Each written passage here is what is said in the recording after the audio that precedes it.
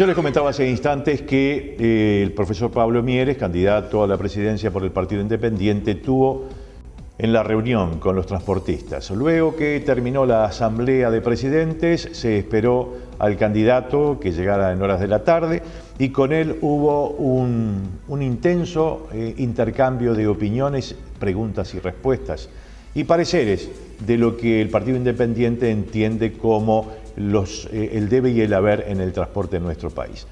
Pablo Mieres fue puntual en muchos temas, como por ejemplo que hay un rezago de 1.800 millones de dólares en lo que tiene que ver con las inversiones en las rutas nacionales.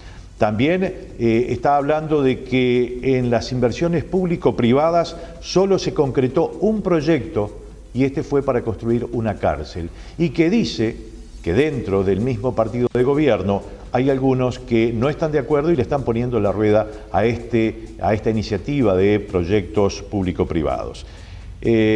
También Mieres dice que en contrapartida el Estado recauda 1.000 millones de dólares anuales entre los impuestos o los tributos que le aplica al transporte y a la productividad del país. También plantea no poner más impuestos. Otro de los temas que sostiene Mieres es que el costo de los combustibles es la gran asignatura pendiente del gobierno. Entre otras cosas, sostiene que tiene que haber una reforma de las empresas públicas. Esto es parte de lo que Mieres, o resumido, lo que dijo en el seno de la Intergremial de Transporte de Carga. Lo escuchamos. Para nosotros ustedes son un actor estratégico, ha sido un actor estratégico en este tiempo que pasó y yo creo, espero y quiero que así sea para adelante. Entonces, lo inmediato que tengo que decir es que hay una situación de rezago monstruoso en materia de el soporte del trabajo que ustedes realizan, que es la infraestructura vial. Es una cosa, yo diría que está entre las prioridades del próximo periodo de gobierno. Yo creo que estamos al límite. El presidente de la República una vez habló del riesgo del apagón logístico. Y bueno, estamos en una situación muy cercana al apagón logístico, ¿no?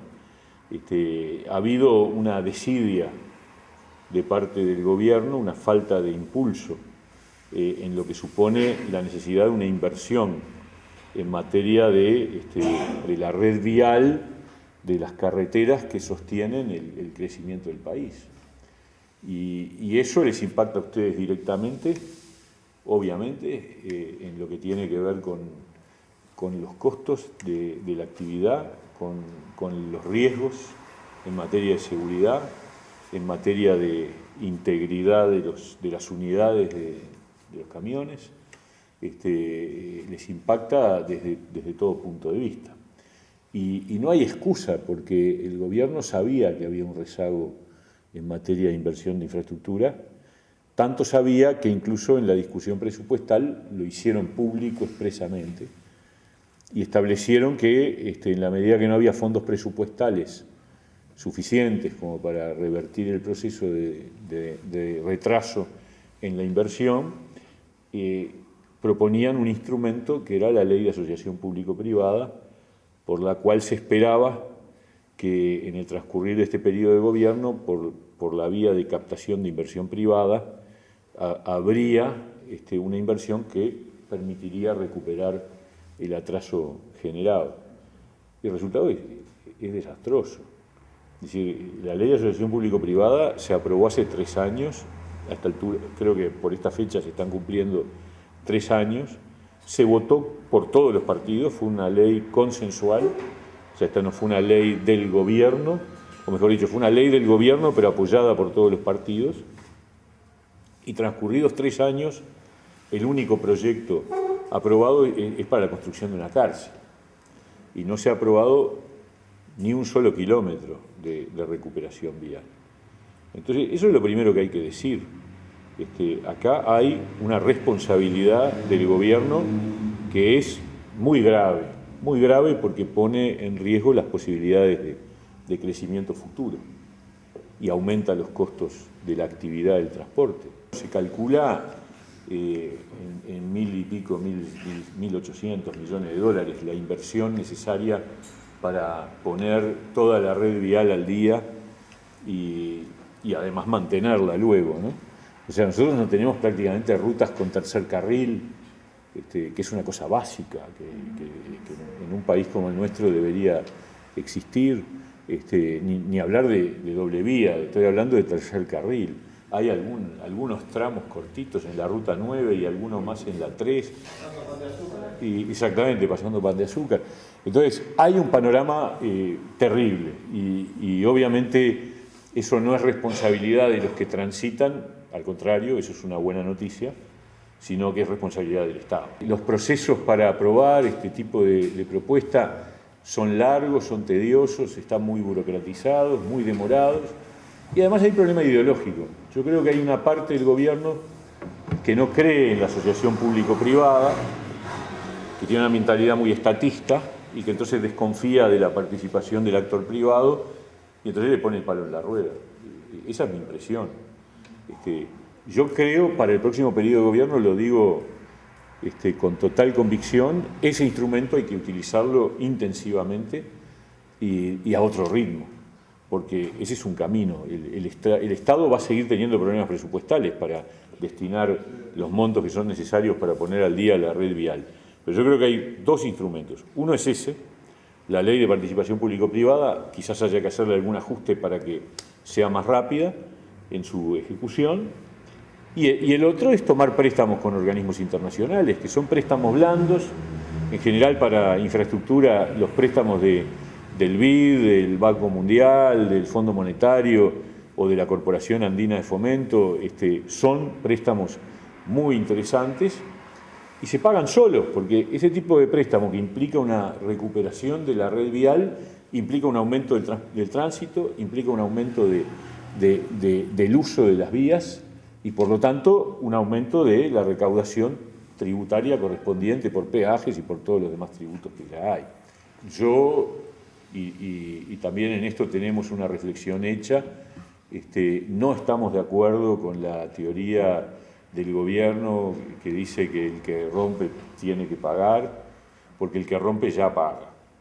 Esa es la impresión que nosotros tenemos. Es decir, ya existen tributos más que suficientes. La recaudación que nosotros calculamos, el Estado genera por la sumatoria de los distintos tributos que están vinculados con el transporte, suma en total alrededor de, bueno, si además le agregamos lo que aportan los productores con distintos tributos como el IMEVA, etcétera, estamos arriba de los 1.000 millones de dólares al año. Entonces acá lo que ocurre es que esa plata se destina a otros menesteres y no se vuelca a la red vial. Y después está el tema del costo del combustible, y en ese sentido ahí hay una asignatura pendiente. Nosotros tenemos una opinión muy crítica sobre cómo las empresas públicas manejan su gasto interno.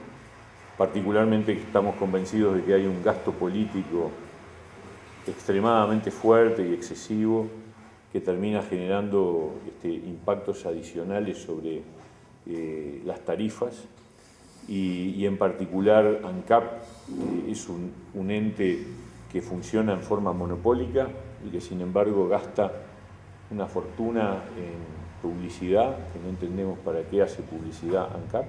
Tiene que haber un cambio sustancial, una reforma de las empresas públicas para ponerlas al servicio del país y del desarrollo productivo.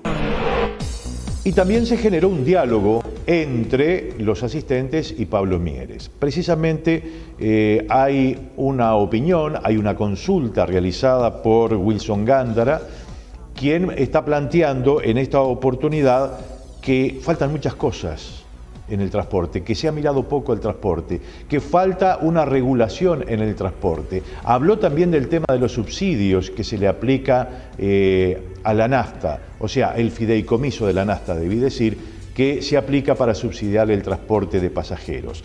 Preocupaciones planteadas de esta manera por Wilson Gándara a Pablo Mieres. En nuestro sector se ha visto saturado. Si bien el trabajo, la actividad aumentó, pero creo que el sector aumentó desmedidamente. Y eso lo llevamos a la conclusión de que no hay una política de transporte a nivel país y que debería haber algo, porque que de alguna forma, o sea, sabemos y entendemos que vivimos en un país de libre mercado y eso lo entendemos, pero en definitiva hay ciertas reglas o condiciones que deberían cumplirse con otra condición, porque digo, yo qué sé, yo no puedo poner una farmacia en cualquier lado de Montevideo si se me ocurriera, porque tengo que cumplir con ciertas condiciones, como algunos otros aspectos, y hoy en día nos encontramos que gente que no es del sector, que no es transportista, inversores, gerentes de bancos, en definitiva han invertido en el transporte por diferentes condiciones que se le dieron, y eso a los que vivimos del transporte, a los que vivimos de esto, nos ha generado y nos va generando un perjuicio cada vez más grande, porque también estamos en una situación donde la economía se ha enlentecido, la actividad se ha enlentecido y cada vez tenemos menos trabajo. Entonces, bueno, un poco plantearlo a usted como candidato a la presidencia, que el transporte está interesado en que sea tenido en cuenta y que dispuesto a trabajar para poder justamente generar condiciones que nos permitan seguir en actividad.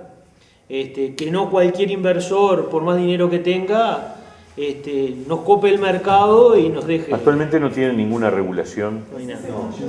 No, y el tema es que hay gente que lo utiliza como un negocio financiero. Pasa de ser todo lo que, la mayoría de los que estamos acá, hemos nacido, crecido con el transporte. Pero hay gente que lo utiliza como un negocio financiero. Que compra los camiones, los pone a trabajar, si a los 5 años me dejó tanta plata, es negocio. Si me dejó más que el banco, ya es negocio. No es que vivan de eso.